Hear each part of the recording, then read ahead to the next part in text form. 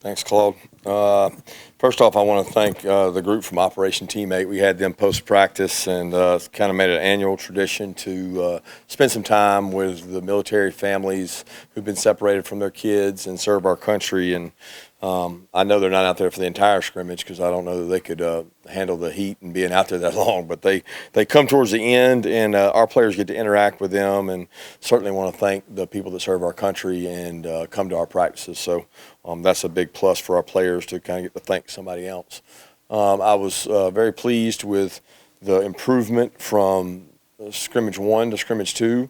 I thought that the last week's scrimmage was not really up to the standard of what we need.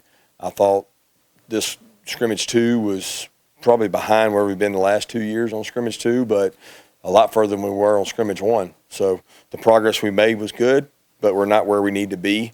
It was not real hot out there. I thought it was warm, but it was nowhere near what it was the week before. So the competition and ability to sustain was much better. So I was proud of that. I thought the offense started faster, made a few more explosives. But you know how that is in a scrimmage. When that happens, it means somebody else is giving them up too. We've kind of finished up through camp. This marks the last of what I consider to be camp. Moving forward, I think we'll have 4 or 5 maybe practices in the next 8 days. So there's more time for recovery, but not time for relaxing. If anything, we've got to secure some more spots, so a couple spots still up for grabs, and then really hone in on who our special teams and travel roster guys are going to be. So we're 2 weeks away from kickoff, and we're not where we need to be, but we're competing. And I want to see some more improvement, but I did see improvement from scrimmage 1 to 2.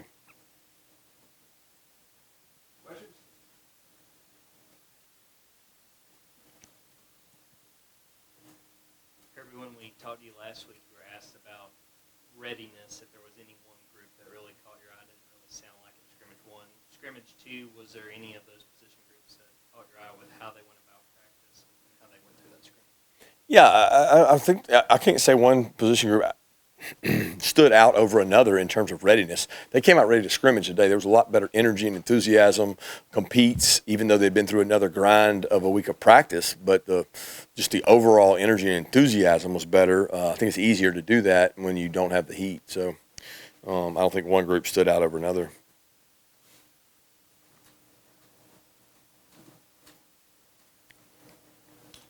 Yeah, Coach, you've obviously had quarterback battles go well into camp in years prior. Last year, you had a kind of a known starter coming into the year. Is there any difference, in knowing who your guy is versus having an open competition like this going into week 1? Yeah, there's a difference between last year Stetson was our starting quarterback. Carson Beck is going to be our starting quarterback. He's done the best job. We've communicated that earlier in the week to the other quarterbacks, and we've kind of been operating that way. And the other guys have done a tremendous job in terms of competing, and they're going to continue to do that. We haven't said anything in terms of who the second quarterback is or how those reps are going to be divvied up. But Carson is ahead of the other guys in terms of what he understands about the offense. I'll be honest with you, I was really impressed with the other two quarterbacks throughout camp, how far they've come in terms of improvement.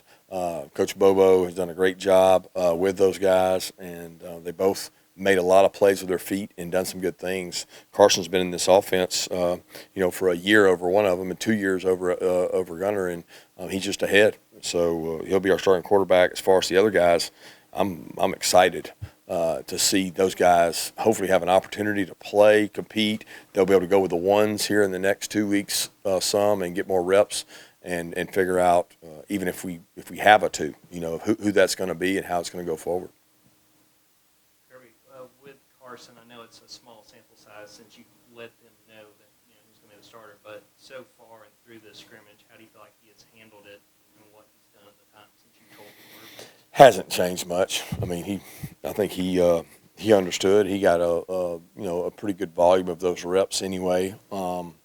He's done well prior to knowing that, and he's done well post knowing that. And to be honest, both Gunner and Brock have too.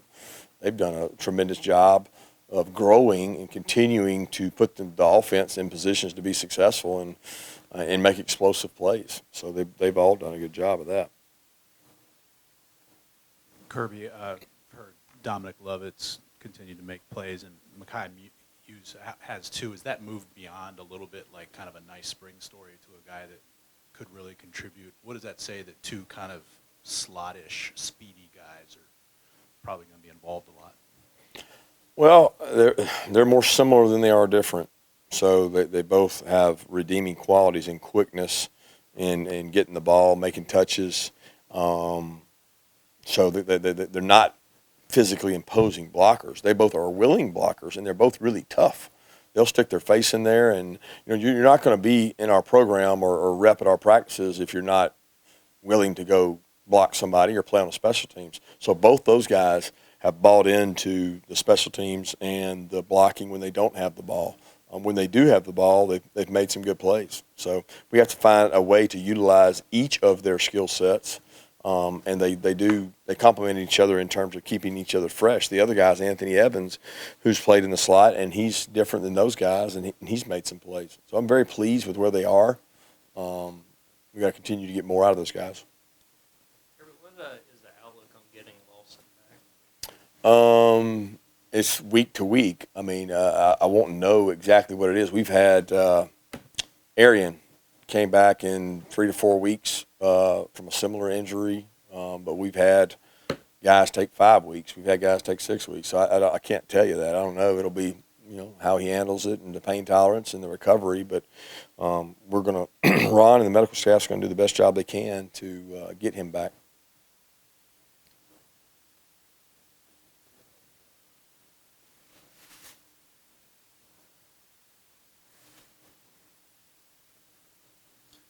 What have you felt like you've learned about your football team through 2 weeks of fall camp as you head into what is, I guess, the difference between a scout team and, I guess, a travel team?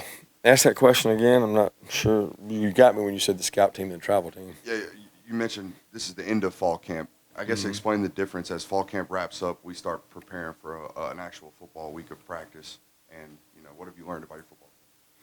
Well, we'll start the week of practice for UT Martin around Thursday or Friday, so we have work to be done before that. It's just not camp mode. The players will be really off tomorrow. We'll have a really light day Monday in which we just put the scrimmage to bed, and then Tuesday, Wednesday, we'll work on other teams we play outside of our first opponent. So we'll continue to work to improve our roster, get some guys back who've been dinged up, and try to get those guys some more camp-type practices. But we won't really divide up and get ready for UT Martin until the end of the week. Yeah, just about injuries. What's the status of Shmel Munden, Branson Robinson, Kenna Milton, and Janelle Aguero? They're all day to day. I don't know really what to tell you. Smile's running really fast. He's exercising. He is not practicing. He will be able to do some drill work Monday. He's come along really well. He's very, very passionate about getting back, and he's not sore. He's running, and the first test of that foot is how much soreness comes when he runs, and he's been great. Kendall has been hitting higher speeds. He was not able to go today. I think he's really close, but he's been out for a while.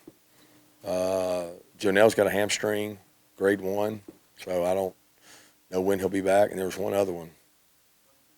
Yeah, Branson's been doing more each day in practice. I mean, he basically scrimmaged today without carrying the ball. He was in on plays, did pass pro, ran routes, caught balls. I mean, he looks pretty good out there, but we have not tackled him live. Kirby, I got a two-parter. One is, I don't know if it's kind of silly, but the other day Jalen Walker had a quote where he said that Georgia looks to make history every day. I wondered if that's a Kirbyism we just hadn't heard yet, or if he came up with that on his own. And then second, will we see two quarterbacks play? Is there been any determination if he'll play two quarterbacks early in the year in games? Yeah, that I saw where Jalen said that. That was good. I didn't have anything to do with that. Jalen came up with that himself, and he continues to work really hard and is one of the leaders of our team. The decision about the quarterback is really about who the starter is, and we haven't talked even beyond that. I mean, that's not the conversation. We've got two really talented young quarterbacks who are coming along and getting better, and we want to keep that growth going. The only way you keep that growth going is you continue to get those guys really quality reps, and I think that's one of the greatest separators in every program in the country is who's able to get quality reps for their 2s and 3s from this point forward. Because if you don't get quality reps, you can regress, and I want those two guys to keep growing and keep competing, and they challenge each other every day. All three of those guys do, and they do some really nice things. Coach, how is Andrew Paul doing as far as being able to sustain maybe a little bit more than he was when camp first started, and also kind of where Jackson Meeks is right now?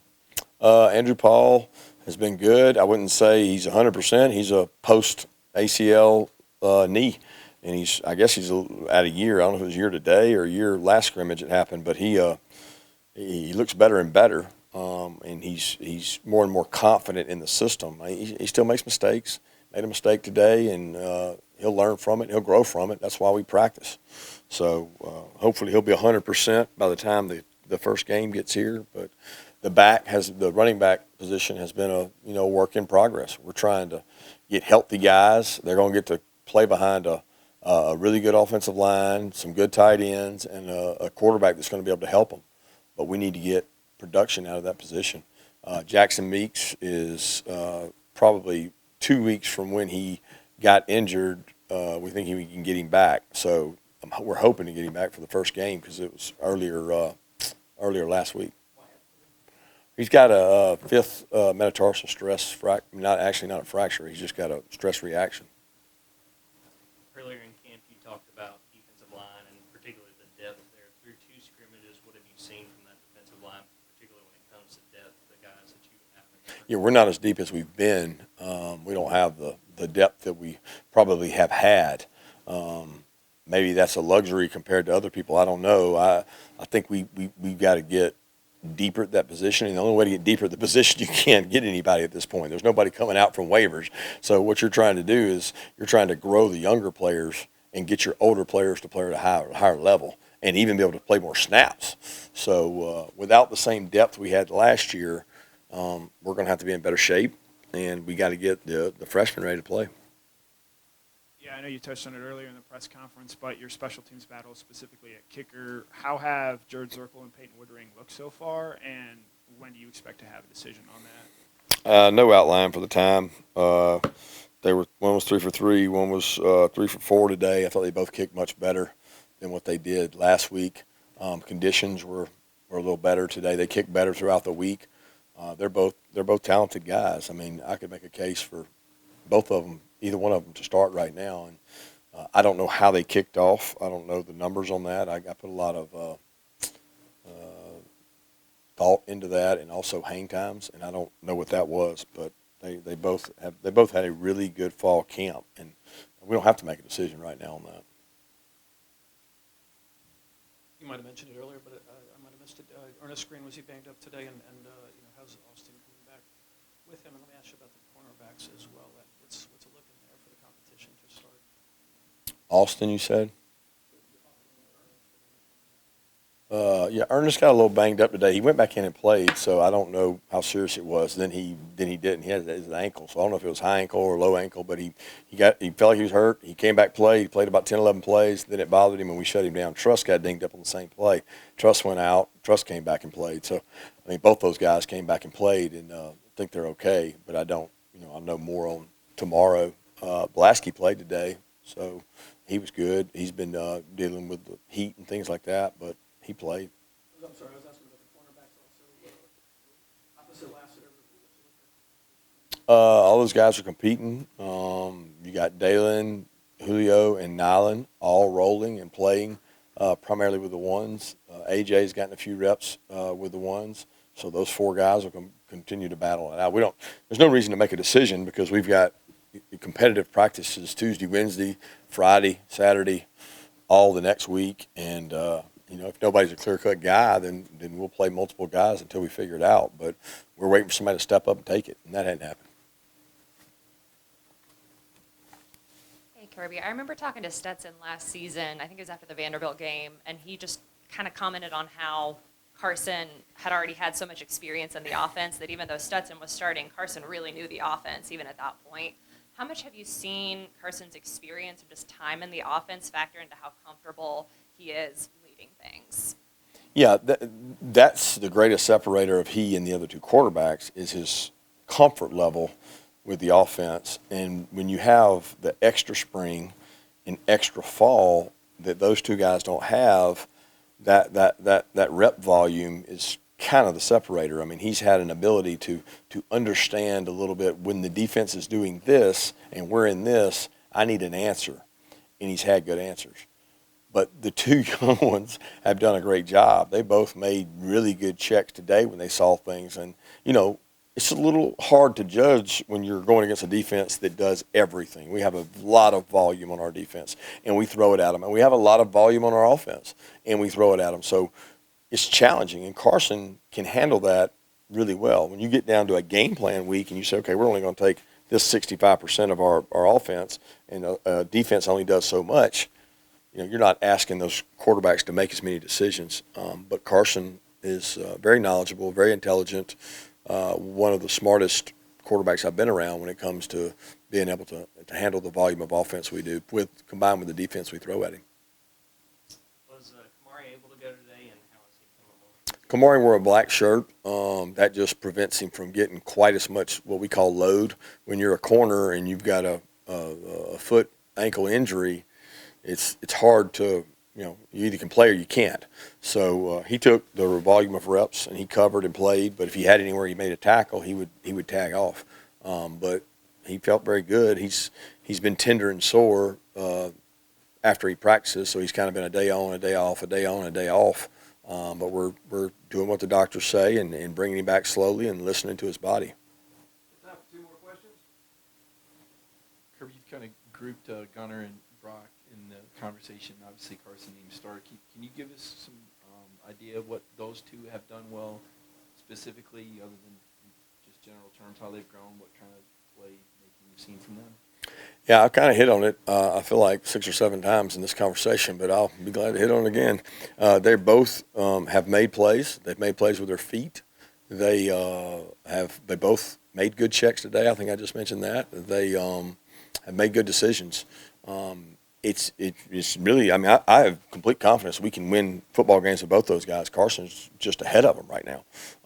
And I want to continue to grow both those guys because they're like sponges, man. They're picking it up. They're getting it.